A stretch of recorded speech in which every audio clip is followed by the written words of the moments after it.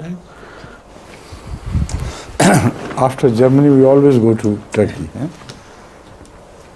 There is a tradition in Turkey. In Germany, they unite. There's so much Turkish influence in Germany these days, and many Turkish Ahmadis are in Germany. So it's quite a natural connection between the two now.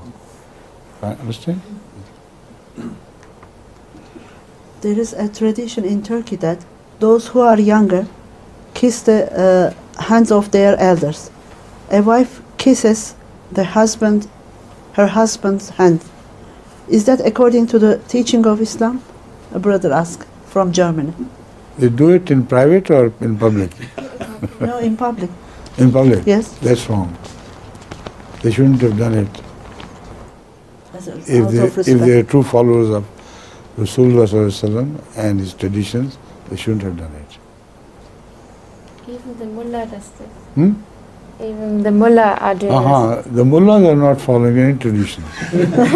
They follow themselves, or the people, in fact.